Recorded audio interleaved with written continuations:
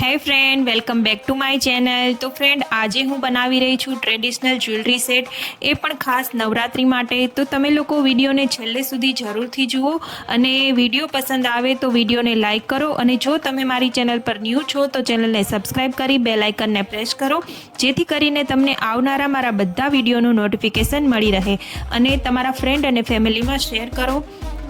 અહીં મેં બે અલગ અલગ ટાઈપના સેટ બનાવ્યા છે। તો આ સેટ બનાવવા માટે આવા ભરેલા કાપડના પેચ લીધા છે। આવા પેચ મટીરિયલ શોપ પર આસાનીથી મળી રહે છે, અથવા તો તમારી પાસે કોઈ જૂની ચણિયાચોલી અથવા તો કુર્તી પડી હોય તો તેમાંથી પણ તમે કટ કરી અને પેચ બનાવી શકો છો, અથવા તો જો તમને આખું ભરત અથવા તો કચ્છી ભરત આવડતું હોય તો ઘરે જ આવા પેચ ભરી અને બનાવી શકો છો।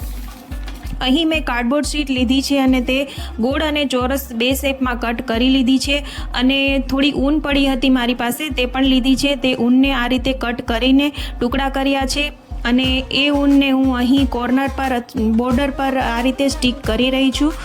તો આ રીતે બોર્ડર પર ઊન સ્ટીક થઈ જાય પછી તેના પર આ જે પેચ છે તેને સ્ટીક કરી દેવાના છે।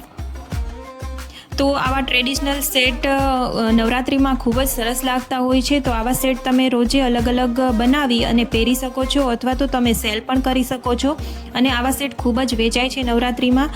અને લાસ્ટમાં હું બેંગલ્સ બનાવતા પણ શીખવીશ કે જૂના બેંગલ્સમાંથી નવા કેવી રીતે બનવા, અને ખાસ નવરાત્રિ માટે ટ્રેડિશનલ બેંગલ કેવી રીતે બનાવવા તે પણ શીખવીશ। અને બીજો સેટ પણ ખૂબ જ સરસ છે, તો તમે વિડીયોને છેલ્લે સુધી જરૂરથી જોજો। અને એક રિક્વેસ્ટ છે કે તમે વિડીયોને લાઇક કરી આપો, અને જો તમે મારી ચેનલ પર ન્યૂ છો તો ચેનલને સબસ્ક્રાઈબ જરૂરથી કરજો। હવે જે રીતે આ ગોળ પેચ તૈયાર કર્યો છે તે જ રીતે આપણે આ ચોરસ પેચને તૈયાર કરીશું, અને લાસ્ટમાં આપણે દોરી સ્ટીક કરી દઈશું પાછળ। દોરી તમને મટીરિયલ શોપ પર આસાનીથી મળી જાય છે, અને જો તમારે ઘરે બનાવવી હોય તો ઘરે પણ બની જાય છે। દોરી સાવ ઇઝી છે બનાવવી।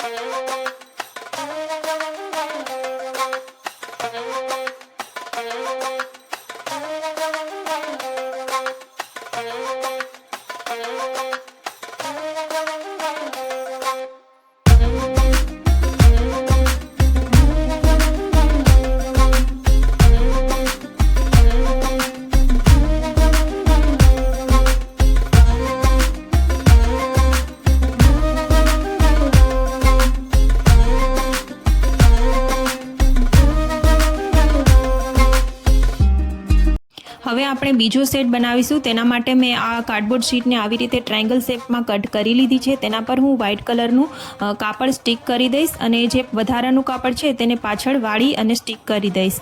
પછી તેના પર તમને જે પસંદ હોય, કવરી સેલ છે અથવા તો મોતી છે, બધું તમે આની ઉપર સ્ટીક કરી શકો છો। ઊન છે, અને તમારી પાસે લેસ પડી હોય તો તે પણ સ્ટીક કરી શકો છો। ખૂબ જ સરસ લાગે છે। તો મલ્ટી કલરમાં બધું જ આની પર સ્ટીક હું કરી રહી છું।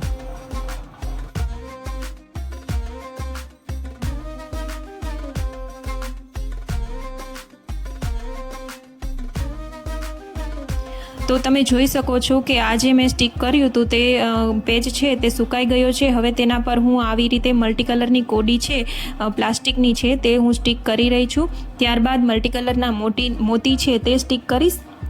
જે લાકડાના મળતા હોય છે મોતી, મલ્ટી કલરમાં આવે છે, તે હું સ્ટીક કરીશ। અને ત્યારબાદ ઊન સ્ટીક કરી અને મિરર પણ રાઉન્ડ મિરર મેં લીધા છે, મારી પાસે પડ્યા હતા તો તે જ મેં લીધા છે રાઉન્ડ મિરર। જો તમારી પાસે સ્ક્વેર, ટ્રાયંગલ કોઈ પણ શેપના મિરર હોય તો તમે લઈ શકો છો। તો તે મિરર પણ સ્ટીક કરીશ, અને લાસ્ટમાં લેસ પડી હતી મારી પાસે તો હું લેસ સ્ટીક કરીશ। તો તમારી પાસે જો પડી હોય તો તે કરી શકો છો, અથવા તો પહેલા સેટમાં મેં જે રીતે બતાવ્યું તે રીતે ઊનના ટુકડા પણ તમે સ્ટીક કરી શકો છો બોર્ડર પર।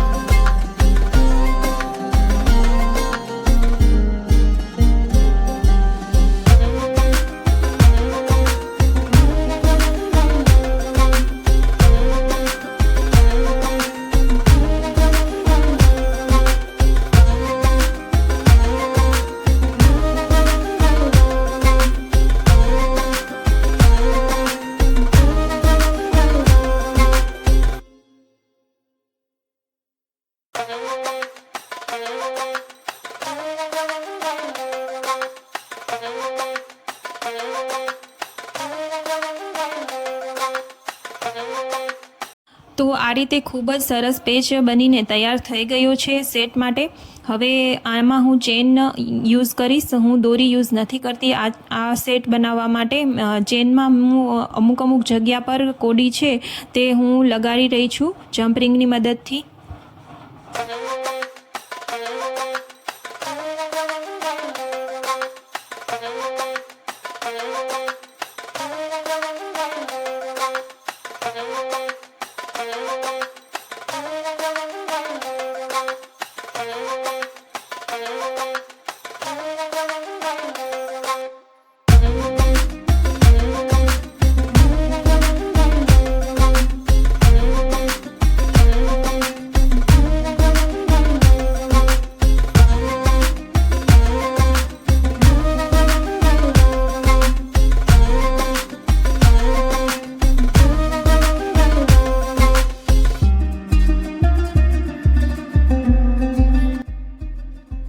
તો આ રીતે ખૂબ જ સરસ સેટ બનીને તૈયાર થઈ ગયો છે. હવે નીચે વચ્ચેની સાઈડમાં મને થોડું ખાલી લાગે છે તો હું ત્યાં આ ઊનથી લટકણ બનાવી અને લગાડી દઈશ. તો આ લટકણ કેવી રીતે મેં બનાવ્યું છે તે પણ તમે જુઓ.